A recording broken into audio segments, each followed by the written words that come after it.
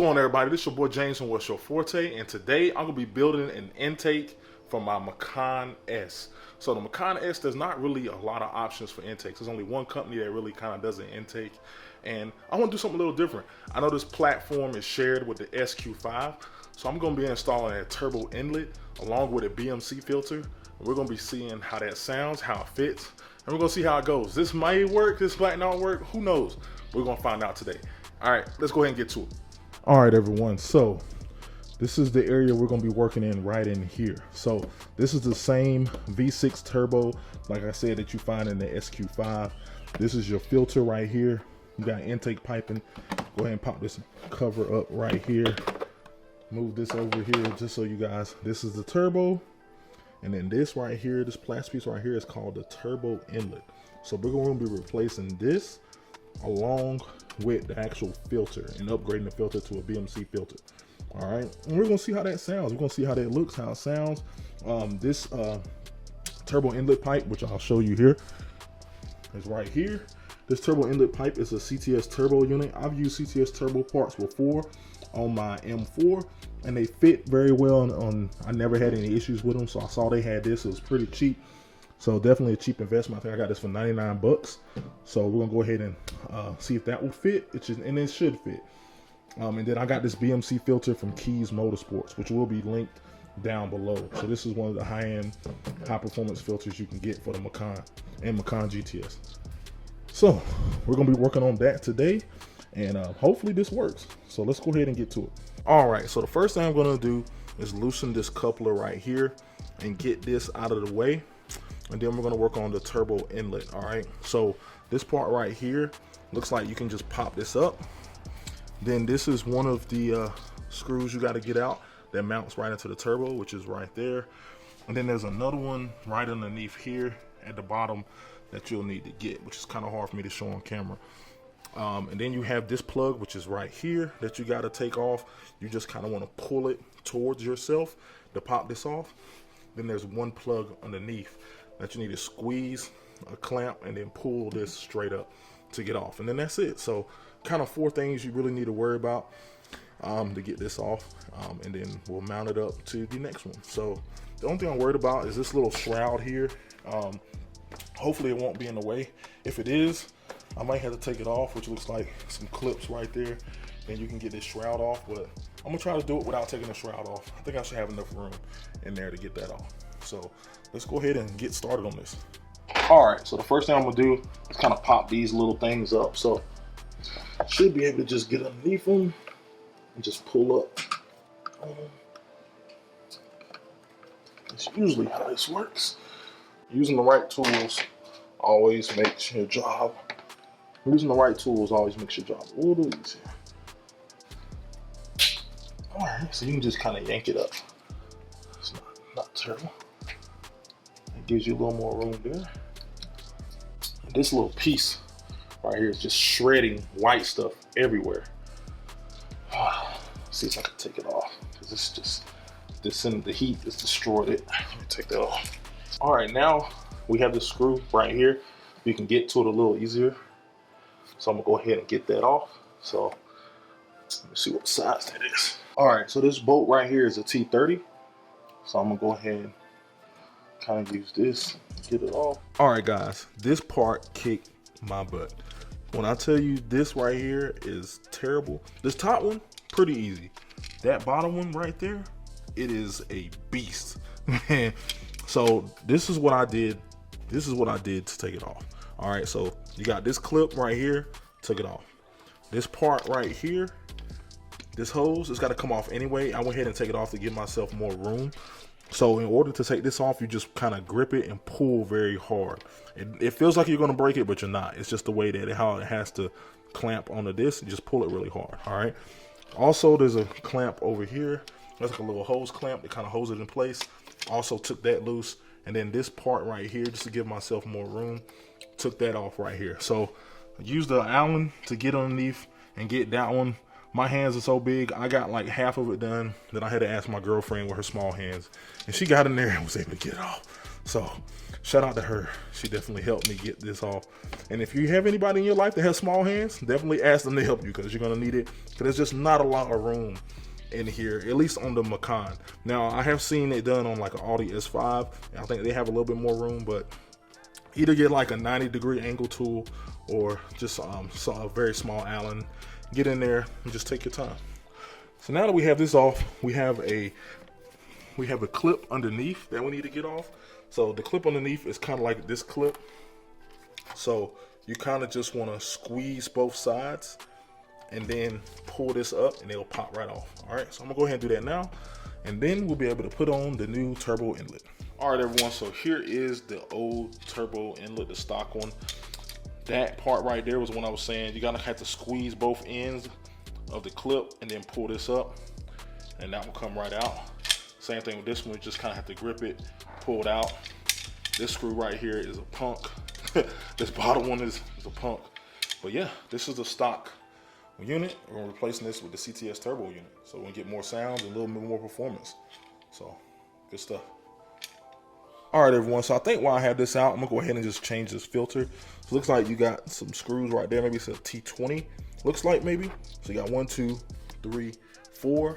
Take this top part off, and then we'll replace this filter. So this is the hose clamp right here. You have to loosen up, take this filter out, put the new one in, and it's pretty simple. So I'm gonna go ahead and do that now.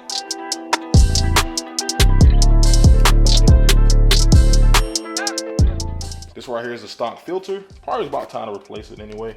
It's not in bad condition, but why not go ahead and upgrade it while you had the chance, all right? So this is what it looks like. It just kind of slides straight out. So now it's time to put in the BMC unit. All right, so I just want to show you the difference right here between the BMC unit and actually the stock unit right here. As you can kind of see, the BMC unit has the filter 360 degrees coverage all the way around, whereas the stock unit only has it on the sides, and that's it. So you're going to get more air that's going to be able to be sucked in through the BMC filter, and that should give you some more performance, as well as the filtration system that they use as far as the filter quality. So you can kind of see it side by side right there. And yeah, BMC units definitely looks like it's going to perform better. So I just want to give you guys that look. And you can also find this at Keys Motorsports. All right, so at this point, I'm just going to slide the BMC filter into place. Just want to make sure it lines up.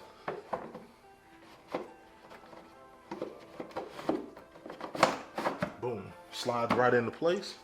We're good to go there. So now I'm just gonna put the top back on, and then when I come back, we'll go ahead and start on installing the CTS turbo inlet. All right, everyone, so here's a closer look at the CTS turbo unit. It's a little bit bigger than stock, but it does have better flow characteristics based on what they said. So here's a good look at it. It still has all your mounting points. We'll mount up to the stock airbox using the OEM hardware. So here it is. And one thing they did, so you know how I was having problems with that bottom piece. So you can kind of go, so they went ahead and they put a cutout in it. So you can go ahead and pre-feed the Allen, sit this on top of it, and then tighten it, instead of having to finagle with it down there at the bottom when you don't have any room. So that's very smart of them to go ahead and create that design, because I'm pretty sure when they were designing it, they realized that was a big issue trying to get that out. So appreciate CTS Turbo doing some innovation there. But let's go ahead and get this installed. So they give you some gaskets and the actual 2 screws you're going to need right here. So I'm going to go ahead and do that bottom screw first. Since that's the hardest one, go ahead and get the hardest thing out of the way. Then I'll be able to put this on. Then we'll be able to hook back up the stock intake. Then we'll be able to crank this thing up and see how it sounds. Let's get to it. All right, everyone. So we have everything installed. Putting it on is a lot easier than taking it off. I'll tell you that much. But yeah, so CTS Turbo doesn't have anywhere for this clip to kind of go to, so it just kind of hangs there. So if you wanted to, you could just clip this off, but I'm gonna leave it. I'm not gonna mess with it. But it does, like I said, mounts up to the stock tube, which is right here, which goes to the stock intake box. We got the BMS filter on it right there, going right to your turbo. Everything looks sealed very tightly. Nothing's moving. We are good to go. So now what we're gonna do is crank this bad boy up, see what it sounds like. Make sure we got no errors on the dash as well. But yeah, that's what it looks like. So let's go ahead and crank it up.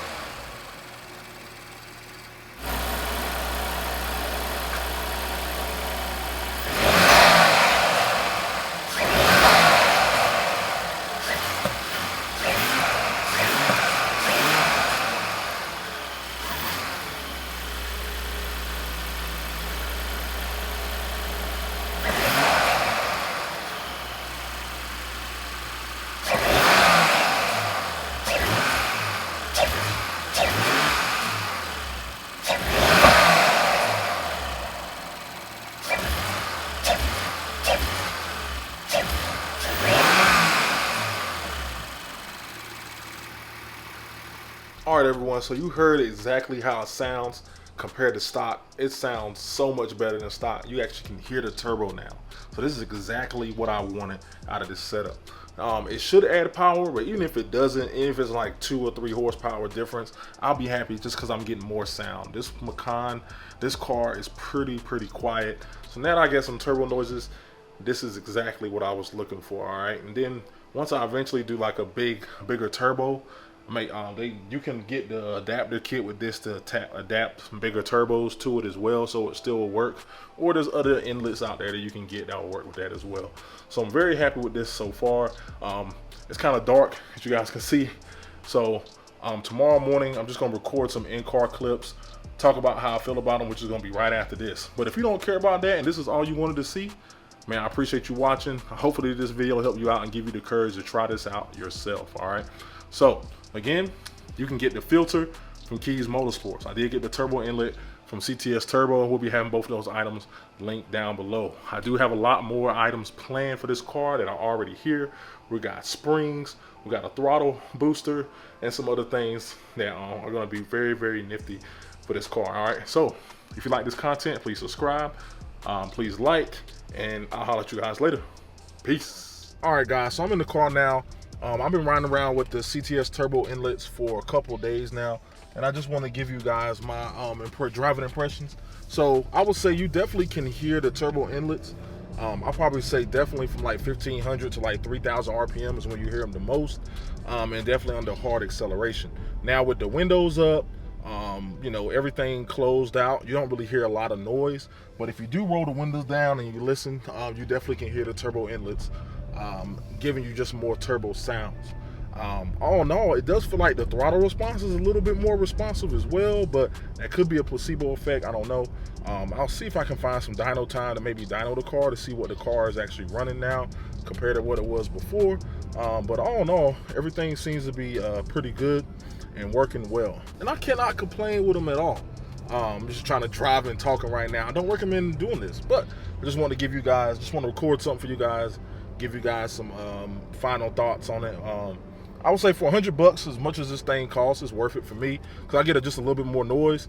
And also, you know, they do say it's supposed to have some performance benefits as well, so I will have to do some testing on that to test the claims. But all in all, I like it. Sounds good. Does add some much needed sound into this car because this car is way too quiet. All right, so that's gonna be today's video. I hope you guys liked it, and I'll holler at you later. Peace.